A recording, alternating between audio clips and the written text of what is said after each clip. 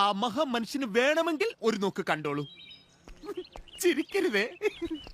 കേരളത്തിലെ BJP account തുറക്കുമെന്നാണ് എല്ലാ exit പോളുകളും പറയുന്നത്. അല്ല, 2 ദിവസത്തേക്ക് BJPക്ക് കേരളത്തിൽ നിന്ന് ഒരു MP ഉണ്ടാവും. നാളെയും മറ്റന്നാൾ വോട്ടെണ്ണുന്നവരെയും.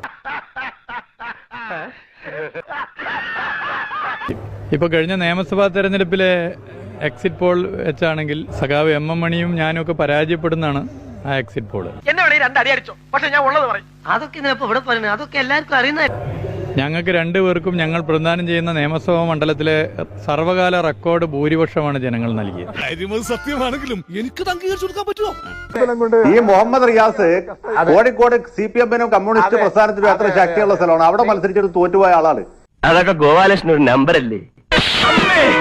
ഇതെന്റെ ഒരു നമ്പറാ. BJPക്ക് ഇത്രയധികം വോട്ട് ഷെയർ കിട്ടുക എന്നൊക്കെ പറഞ്ഞാൽ അത് നമുക്ക് ചിരിക്കാനുള്ളൊരു വകയാണ് എന്നല്ലാതെ അതിന്റെ അപ്പുറത്തേക്ക് ഒന്നുമില്ല. മാതാവേ, ഇവന്മാരുടെ ഇടയിലിട്ട് എന്നെ ഇങ്ങനെ കഷ്ടപ്പെടുത്താണ്ട് ഇവന്മാരെ കുറച്ച് നേരത്തെ നിനക്ക് വിളിച്ചുകൂടെ?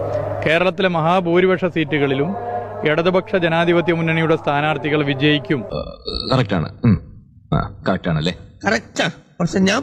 പൊതുവേ തുടക്കം മുതലേ മാധ്യമങ്ങളെല്ലാം എടുത്തിട്ടുള്ള ഒരു സമീപനം LDF-നെ ദുർബലപ്പെടുത്താനാണ് നമുക്കറിയാം. മുമ്പ് സംസാരിച്ച മഹത് വ്യക്തിയുടെ അഭിപ്രായങ്ങളോട് 100% ഞാൻ യോജിക്കുന്നു. ഭരണവിരുദ്ധ വികാരം ഉണ്ടായിട്ടില്ല. അല്ല, ഭരണം നല്ല ഭരണമാണല്ലോ, അഴിമതിയില്ലാത്ത. കേരളത്തെ സാമ്പത്തികമായി കഴുത്തു ഞെരിച്ച് മുറുക്കാൻ ശ്രമിക്കുന്ന കേന്ദ്ര സർക്കാരിനെതിരെ ആ പരിമിതിയിൽ നിന്നുകൊണ്ട് മികച്ച ഭരണമാണ് കേരളത്തിൽ നടന്നിട്ട്.